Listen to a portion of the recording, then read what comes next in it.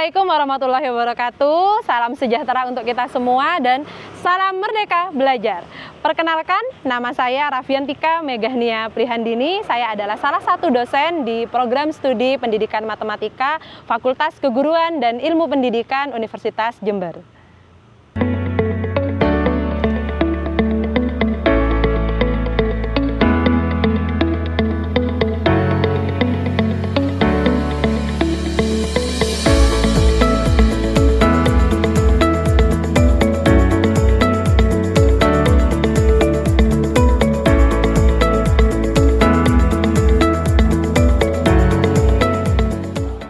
Video ini saya buat sebagai pernyataan diri dosen dalam unjuk kerja Tridharma Perguruan Tinggi atau PDD UKT-PT pada bidang pengajaran yang dimana saya akan menjelaskan terkait dengan salah satu mata kuliah yang saya ampu, yaitu mata kuliah riset operasi dengan kode mata kuliah KPM 1529. Mata kuliah ini merupakan mata kuliah wajib yang biasanya ditempuh oleh mahasiswa pada semester 5 dengan jumlah SKS yaitu 3 SKS dan dirancang dalam 16 pertemuan.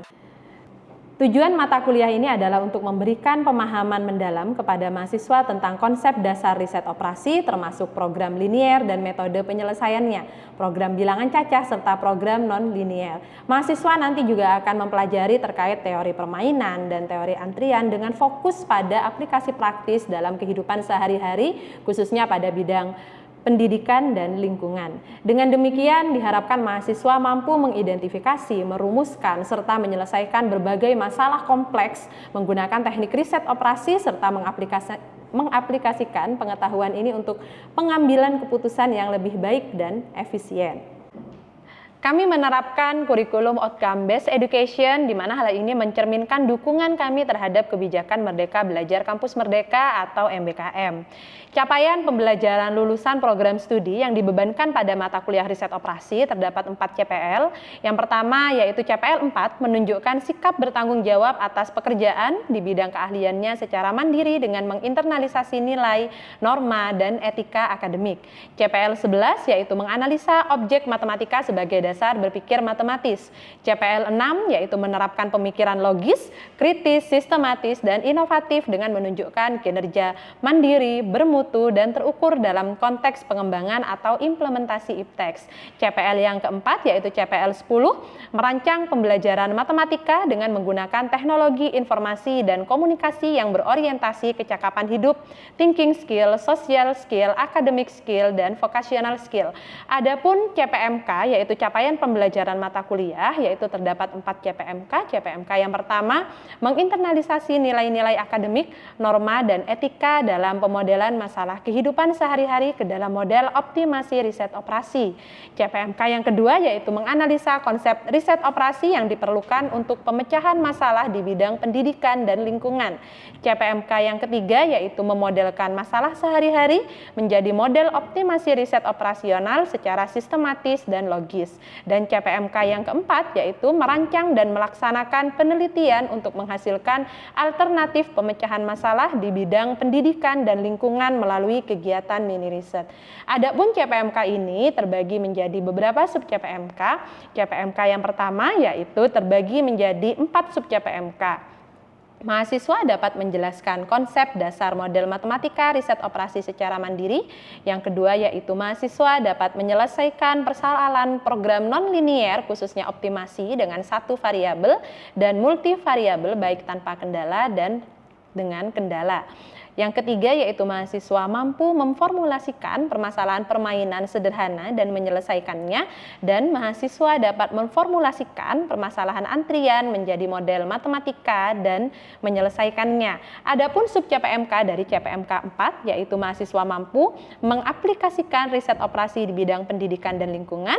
Sub CPMK dari CPMK 3 yaitu mahasiswa mampu menyelesaikan permasalahan sederhana program linier berbantuan TI. Dan sub CPMK dari CPMK yang pertama yaitu mahasiswa aktif melakukan diskusi dan melaporkan hasil pekerjaannya dengan memperhatikan norma dan etika akademik selama proses pembelajaran.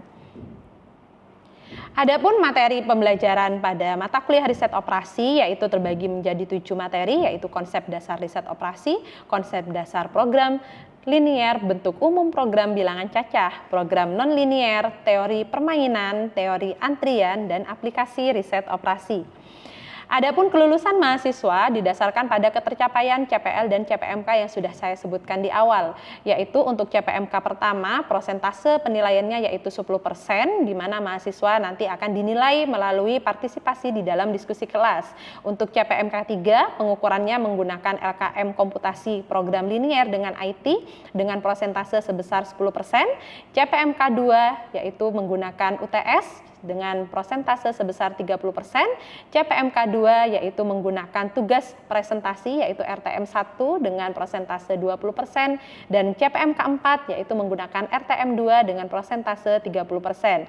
Adapun pustaka utama yang kami gunakan yaitu dari Surahman dan Astuti dengan judul Operation Research pada tahun 2015, dan pustaka pendukungnya yaitu adalah hasil-hasil penelitian kami, yaitu yang pertama dengan judul Analisis Teori Antrian dalam Pelaksanaan Vaksinasi COVID-19 di Puskesmas Tapen yang telah diterbitkan pada Jurnal Nasional Terindeks Sinta 2, yaitu Limit Journal of Mathematics and Its Application pada tahun 2023, dan juga dengan publikasi untuk di Sinta 2 yaitu dengan judul An Analysis of Gomori Cutting Plate Method Application in the Optimization of Production Profit, a Case Study of Gria Batik Notonegoro Jember yang telah diterbitkan di Jurnal Barekeng Jurnal Ilmu Matematika dan Terapan pada tahun 2023.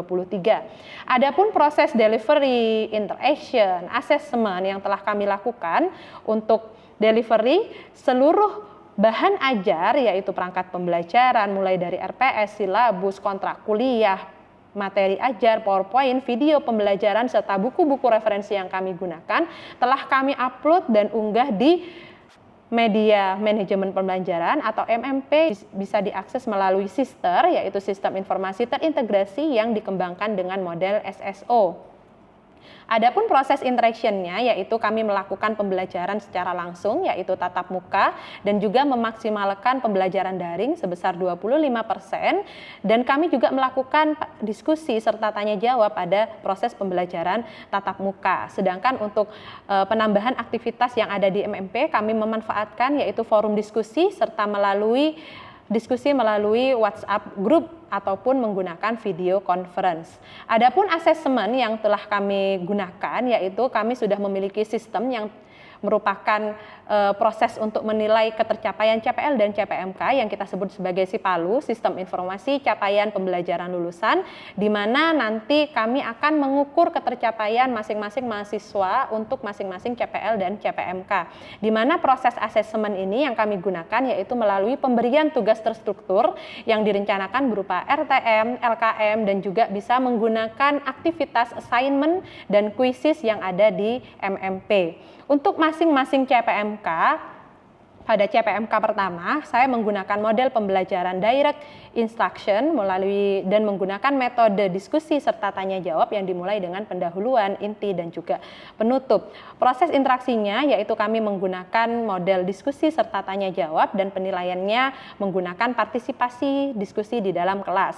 Sedangkan untuk CPMK 2, kami menggunakan model pembelajaran team-based project mulai dari penyampaian konsep, pembentukan kelompok, penugasan melalui RTM, kemudian pelaksanaan proyek, penyusunan laporan, dan presentasi, di mana metode diskusi yang kami gunakan yaitu adalah tanya jawab serta diskusi. Dan interaksi yang kami lakukan yaitu interaksi di dalam kelas gitu ya, melalui tatap muka secara langsung. Dan asesmennya yang kita gunakan adalah menggunakan UTS yang menggunakan aktivitas kuisis yang ada di Sister serta menggunakan pengukuran melalui RTM 1, di mana di sini akan membahas terkait topik 4 dan 5 serta aplikasinya, di mana menggunakan model pembelajaran team-based project, dan rubrik penilaian yang digunakan yaitu laporan tugas dan penilaian presentasi. Untuk CPMK 3 kami menggunakan model pembelajaran team-based project mulai dari penyampaian konsep, pembentukan kelompok, penugasan, kemudian pelaksanaan proyek, penyusunan laporan, dan presentasi. Interaksinya kami melakukan pembelajaran yang dilangsungkan secara tatap muka di kelas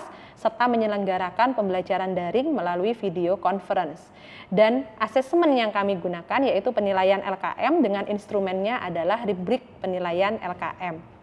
Dan CPMK yang terakhir yaitu adalah CPMK keempat, proses delivery-nya adalah menggunakan model pembelajaran case method, mulai dari penyajian kasus, pembentukan kelompok, kemudian pemecahan kasus dan juga penyusunan laporan. Adapun proses interaksinya yaitu interaksi yang dilakukan di dalam kelas melalui metode diskusi dan tanya jawab, dan asesmen yang kami gunakan yaitu adalah rancangan tugas mahasiswa 2 yaitu melakukan mini riset dengan topik lingkungan maupun pendidikan, dan instrumen penilaian yang kami gunakan adalah penilaian terkait dengan studi kasus. Mungkin itu yang bisa saya sampaikan terkait dengan mata kuliah riset operasi, dan sebentar lagi kita akan menyaksikan bagaimana proses pembelajaran yang dilangsungkan secara tatap muka di kelas. Selamat menyaksikan. Assalamualaikum warahmatullahi wabarakatuh. Waalaikumsalam warahmatullahi wabarakatuh. Alhamdulillah hari ini kita ketemu lagi ya untuk mata kuliah riset operasi. Bagaimana kabarnya anak-anak? Oke, alhamdulillah sehat semua ya. Oke, hari ini kita akan belajar terkait dengan riset operasi dengan grafik. Tapi sebelum kita memulai materi kita hari ini, silahkan untuk ketua kelas untuk memimpin doa terlebih dahulu. Baik, sebelum kita memulai pembelajaran pada pagi hari ini, mari kita berdoa menurut keyakinan masing-masing. Berdoa dimulai.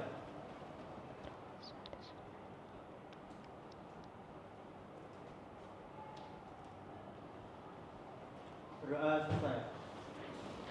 Oke, terima kasih Mas Nur Heza yang telah memimpin doa pada hari ini. Hari ini kita ada termasuk pertemuan ketiga gitu ya, setelah sebelumnya kita sudah melakukan pertemuan. Nah, sebelum kita mulai, kira-kira ada yang masih ingat gak pertemuan yang lalu kita sudah belajar tentang apa? Saya, Bu. Oke, silahkan Mas Sam. Kita di pertemuan sebelumnya itu kita belajar tentang konsep dasar riset operasi. Di situ ada beberapa tahapan. Tahapan pertama itu ada definisi masalah atau identifikasi model, dan yang kedua ada pembentukan model atau penyusunan model, Bu. Dan yang tahapan ketiga itu ada mencari penyelesaian masalah atau analisa model. Dan yang keempat ada validasi model atau pengesahan model, dan yang terakhir ada tahapan penerapan hasil akhir atau implementasi hasil. Oke, luar biasa sekali. Masih ingat berarti ya materi yang kemarin ya, Nak ya. Nah, kira-kira di sini ada nggak yang mau jadi guru nih? Ada ya, oke, semuanya mau jadi guru ya. Oke, semuanya mau jadi guru. Nah, itu adalah salah satu profil lulusan dari Fakultas Keguruan dan Ilmu Pendidikan gitu ya, bahwa nanti kalian outputnya adalah menjadi seorang guru. Tapi apakah hanya sekedar menjadi guru? Tidak. Kalian harus menjadi guru yang mampu mengintegrasikan atau mengimplementasikan IT di dalam proses pembelajaran. Nah, itulah tujuan mata kuliah kita hari ini, yaitu mahasiswa mampu memahami penyelesaian masalah dari linear programming khususnya dengan menggunakan metode grafik gitu. Adapun outline pembelajaran kita hari ini, yaitu yang pertama nanti saya akan menjelaskan terkait dengan definisi program linear, kemudian model dasar program linear, langkah-langkahnya, kemudian metode grafik serta studi kasus gitu ya. Kita masuk ke definisi program linear terlebih dahulu. Nah, jadi program linear itu adalah salah satu model matematika yang kita gunakan untuk menyelesaikan masalah optimasi, yaitu memaksimumkan atau meminimumkan fungsi tujuan yang bergantung pada sejumlah variabel input. Nah, jadi sejatinya kalian itu sudah pernah belajar terkait dengan program linear gitu ya, untuk masalah maksimasi ataupun masalah minimasi. Di mana contoh-contohnya itu adalah misalkan untuk masalah produksi, masalah biaya, masalah pemasaran, masalah distribusi, dan juga masalah periklanan, lain sebagainya. Jadi sifatnya program linear itu adalah untuk menggambarkan hubungan antara beberapa variabel bebas dengan variabel tak bebas, yang dimana jika dilakukan perubahan dalam kuantitas yang sama di salah satu pihak akan menimbulkan efek langsung di pihak yang lainnya. Jadi saling bergantung gitu antara variabel bebas dan variabel tak bebasnya. Nah, di sini langkah-langkah dalam program linear. Jadi langkah-langkah yang pertama itu hampir sama dengan yang kemarin ya pada saat konsep dasar riset operasi. Langkah yang pertama yaitu kita harus menentukan jenis permasalahan program linearnya terlebih dahulu.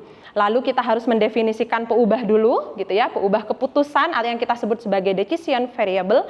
Kemudian yaitu pernyataan dalam permasalahan yang hendak kita cari penyelesaiannya. Kemudian langkah ketiga yaitu kita merumuskan fungsi tujuan atau sasaran atau objective function. Kemudian langkah keempat yaitu merumuskan model kendala atau syarat atau batasannya gitu. Lalu di langkah kelima kita harus menetapkan syarat non negatif.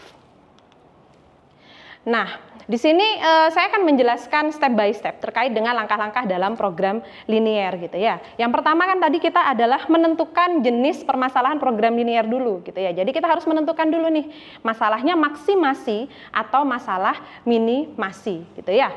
Nah, jadi kalau misalkan kita berbicara terkait keuntungan atau profit, maka itu adalah masalah maksimasi. Tapi kalau kita berbicara tentang biaya atau cost, maka itu termasuk ke dalam masalah minimalisasi. Jadi jika ada informasi tentang selisih antara penjualan gitu ya yang dihasilkan oleh seorang sales gitu ya, kemudian dengan biaya dengan produk pembicaraan profit gitu ya, maka permasalahannya kita sebut sebagai maksimasi atau maksimalisasi.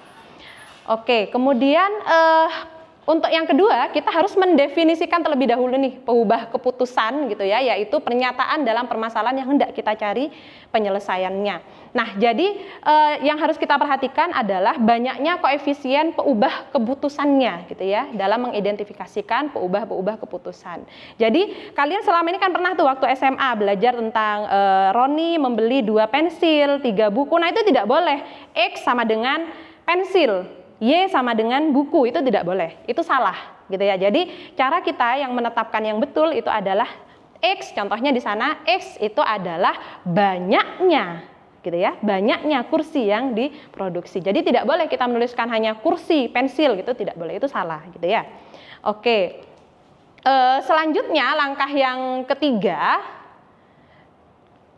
yaitu merumuskan fungsi tujuan gitu ya. Nah, setelah tadi kita sudah mendefinisikan variabel keputusannya, lalu kita akan merumuskan fungsi tujuan. Yaitu bagaimana caranya? Yaitu dengan kita menentukan dulu nih jenis permasalahan program linearnya yang sudah kita lakukan di langkah pertama, yaitu maksimasi atau minimasi gitu ya. Nah, itu cara kita untuk menentukan atau merumuskan fungsi tujuannya.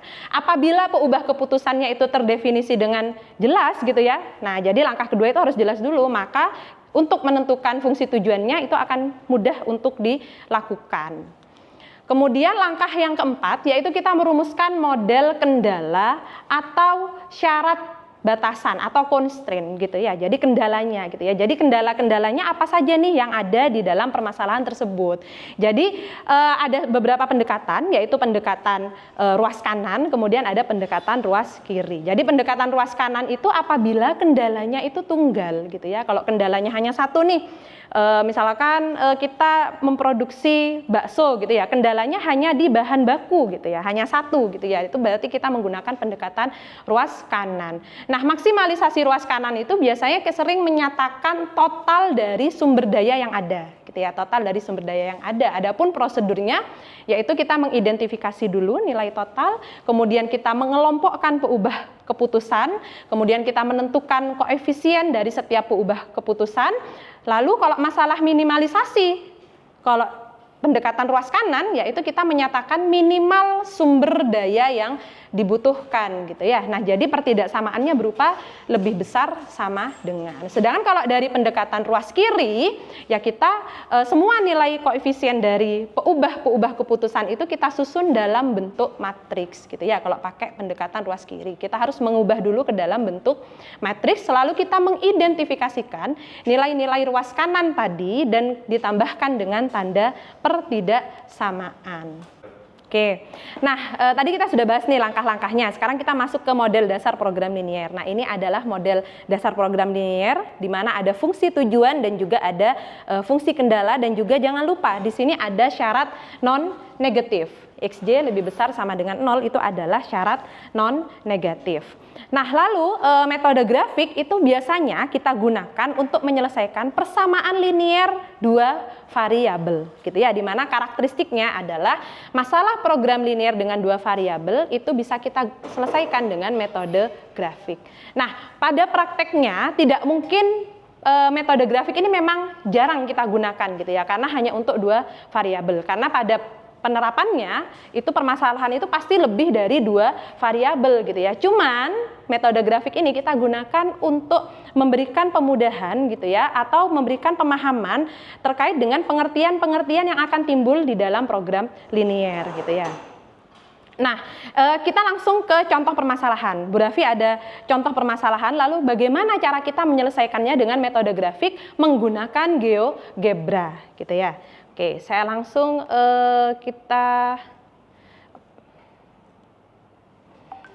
Nah, ini adalah bagaimana cara kita menyelesaikan masalah linier menggunakan metode grafik. Yang pertama, kita harus menentukan fungsi kendalanya dulu. Kita menggambarkan di dalam software GeoGebra. Yang pertama kita menuliskan di sana ada 3 kendala, gitu ya. 6x ditambah 4y dan seterusnya itu adalah kendala. Lalu setelah kita menentukan kendala itu tadi, menggambarkan, lalu kita menentukan yang namanya visible area. Ya, kita cari visible area. Nah, ini yang di dalam poligon ini dia kita sebut sebagai visible area, gitu ya. Nah, visible area itu ciri-cirinya dia adalah bidang yang konveks, gitu ya. Artinya konveks saat kita menarik sembarang titik dalam gambar ini, gitu ya, dalam visible area dia tetap ada di dalam daerah visible-nya, gitu. Nah, itu kita sebut sebagai area konveks. Nah, lalu kita masuk ke cara yang pertama, yaitu menggunakan metode titik pojok namanya. Nah, jadi kita mengevaluasi nilai-nilai pada titik-titik pojoknya, gitu ya. Kita mengevaluasi nilai, gitu ya, pada setiap titik pojoknya. Nah, setelah kita mengevaluasi nilai tersebut, maka kita peroleh, gitu ya, pada titik mana dia akan optimal, gitu ya. Nah, pada titik mana dia akan optimal, ternyata dia optimal pada titik F, gitu ya. Nah, kita di sini ini adalah titik optimalnya. Ini adalah cara yang pertama, yaitu menggunakan metode titik pojok. Nah, lalu cara yang kedua bisa juga kita menggunakan namanya metode garis selidik, gitu ya. Nah, jadi kita menyelidiki, gitu ya. Kita bisa menggeser slide ini, gitu ya. Kita menggeser slidernya, gitu ya. Kita mengevaluasi juga nilai-nilai di setiap titik pojoknya, gitu ya. Nah, lalu sampai mana dia berhenti menyentuh titik pojok, gitu ya. Nah, ternyata dia menyentuh paling akhir, yaitu ada di titik F juga. Nah, itu kita sebut sebagai metode garis selidik, gitu ya. Nah, lalu selanjutnya kira-kira kalau kalian lihat di sini garis atau fungsi kendala yang mana yang menentukan hasil optimal, kira-kira mungkin ada yang bisa maju untuk menunjukkan mana yang menunjukkan hasil optimal, perpotongan dari yang fungsi kendala yang mana. Oke, silahkan Mas Zawawi. Ya, bila dilihat dari sini ya Bu ya, garis yang membutuhkan fungsi optimal yang ini Bu. Oke. Dengan ini. Oke, bagus. Nah, jadi bisa silahkan Mas Zawawi, terima kasih atas jawabannya. Oke, itu benar sekali ya. Jadi dua fungsi kendala ini dia yang menentukan hasil optimal dari permasalahan tersebut. Nah, dua garis ini kita sebut sebagai binding constraint, gitu ya, atau pengawal kendala, gitu ya. Nah, lalu bagaimana dengan fungsi kendala yang lain, gitu ya? Itu kita sebut sebagai unbinding constraint atau pengawal kendala, gitu ya. Nah, apabila saya menambahkan kendala yang lain, nah ini kendala yang lain ya, ada fungsi lain yaitu Y sama dengan 2, gitu ya. Nah, saat ini kita ambil kendala yang lain. Nah, ini apakah kira-kira menurut kalian apakah mempengaruhi hasil optimalnya? Kira-kira, kan dia jauh ya. Kira-kira mempengaruhi tidak? Tidak ya. Nah, karena tidak mempengaruhi kita sebut sebagai redundant constraint, gitu ya. Nah, oke. Nah, mungkin itu ya terkait dengan materi metode grafik serta bagaimana cara kita menyelesaikannya menggunakan software GeoGebra. kita akan melanjutkan untuk diskusi gitu ya terkait dengan saya akan membagikan dalam bentuk lembar kerja mahasiswa. Silakan kalian mulai berdiskusi dengan satu timnya gitu ya.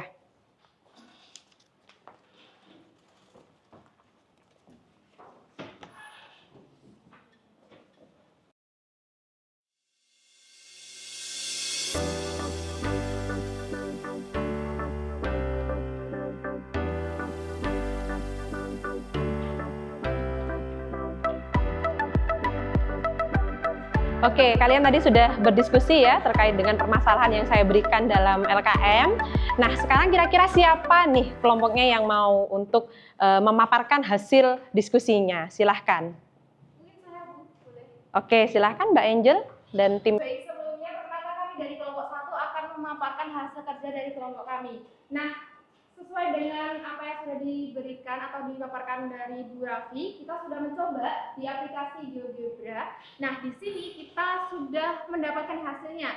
Untuk awalannya, kita akan mencari kendala di setiap permasalahan yang ada. Nah, di kelompok kami sudah mendapatkan 2 kendala.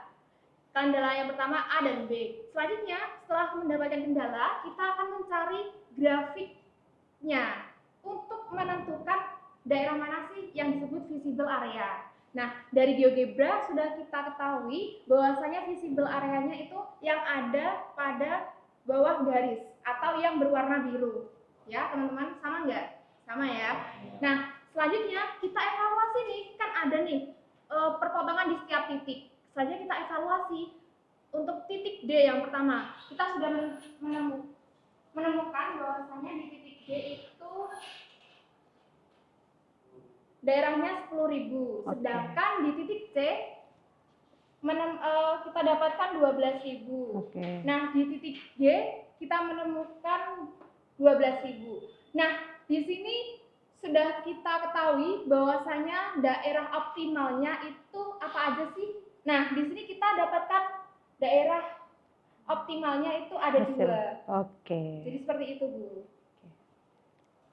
Mungkin sekian dari kelompok kami. Dari Bu Raffi mungkin bisa memberikan apa ya, arahan apakah sudah benar atau belum. Oke, terima kasih kelompok 1, bisa kasih aplaus. Oke, silahkan mungkin bisa duduk terlebih dahulu. Nah, baik, tadi itu adalah hasil diskusi ya yang disampaikan oleh kelompok 1. Tadi sudah benar sekali yang sudah disampaikan. Nah, di sini saat kalian melihat di sini ada dua nilai yang sama, itu kita sebut sebagai multiple solution gitu ya. Ternyata ada 2 nilai solusi yang optimal. Nah, ini kita sebut sebagai kasus khusus dalam program linear gitu ya. Itu salah satu kasus khusus. Nah, masih ada kasus-kasus yang lainnya yang bisa kalian pecahkan gitu ya, yang bisa kalian pecahkan dengan melalui LKM yang di sana sudah saya berikan permasalahan-permasalahan yang terkait dengan kasus-kasus khusus yang ada di program linear. Oke, sip Mas, stop Mas. Baik ya, tadi kita sudah mendiskusikan terkait dengan apa itu metode grafik, apa itu program linear, serta kasus-kasus khusus yang ada dalam permasalahan program linear. Nah, kira-kira ada yang mau memberikan kesimpulan terkait pembelajaran kita hari ini? Siapa kira-kira? Oke, silakan Mbak Fana ya.